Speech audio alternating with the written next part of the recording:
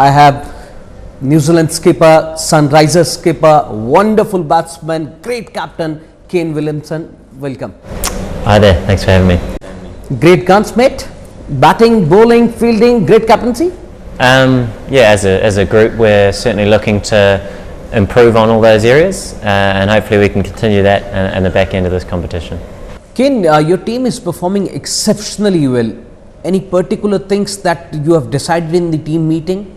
We want to be improving each performance, and if we can control our performances, then hopefully that helps us win cricket games, whether it's one more or a few more if we do play well. So that is the focus. It's very much each game as it comes, because we know in this competition every game is tough. The amount of close matches that we've seen throughout the competition, teams being so even that you can't take anything for granted, and you need to look to put out your best performance each time you take the field. Yeah. Ken, basically what you are showing is you're still capable of hitting the ball hard, and we have many T20 batsmen who are not even technical, but you are technical enough and you are still showing the world that you belong to the arena, and you are one amongst the flamboyant batsmen also, and you are one amongst the technical as well.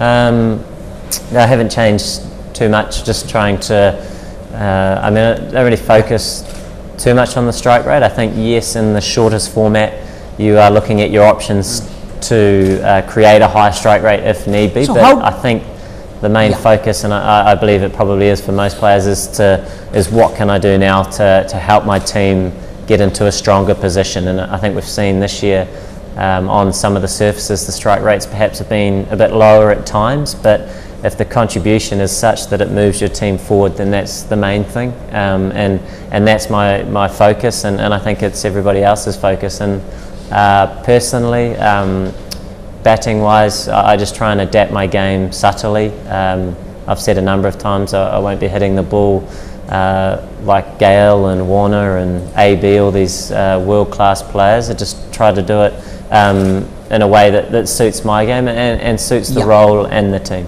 Exactly. And how difficult it is for you to improvise from the test arena to the T20 and then to play the franchise cricket, because in test cricket you have the option to leave the ball, but in T20 a batsman tend to get induced by the ball outside the off stump. So how difficult it is to adjust in T20 format?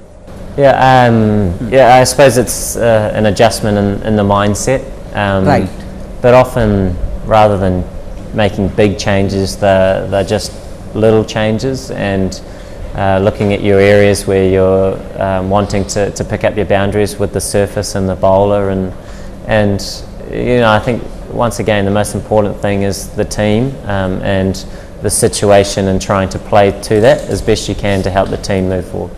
Ken, Riddhiman Saha is not amongst in the best of the touches, but still he is a brilliant wicket keeper. So as a captain, what do you tell him when he plays for SRH?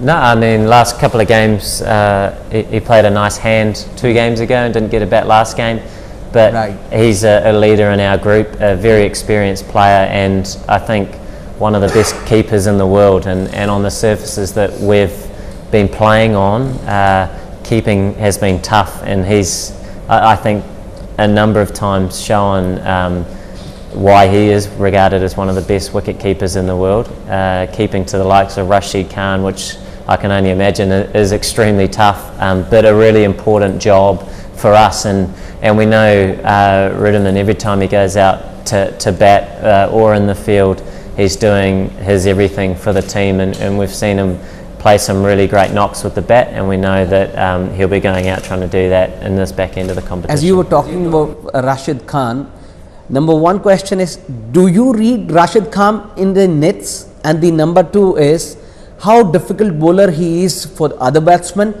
The number 3rd question is, what different variety he brings to the game, because he's deceptive. He has a very good googly. He has a faster one under his trajectory. How special he is, and what other abilities that he brings to the table? I'm not picking.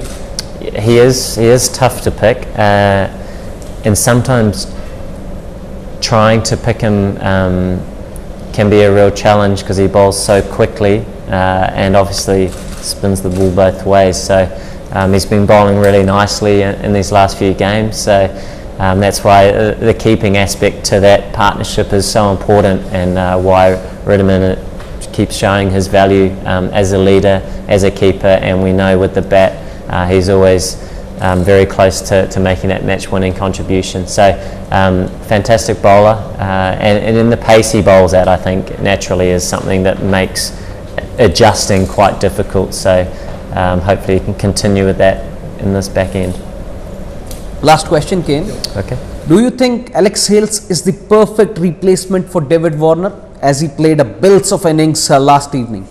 I don't think it's a matter of replacing David Warner. I think that's probably an impossible thing to do. He's one of the best T20 batters in the world, and for this franchise in the last few years, in this tournament in particular, he's been one of the top players going round. But we know Alex Hales is world class. He's shown it on the international stage for a number of years, and it was great to see him last game play with such freedom and get us off to that brilliant start which we required. And like I say, hopefully he can continue that. He's such a destructive player and a great, I guess, option for us at the top of the order.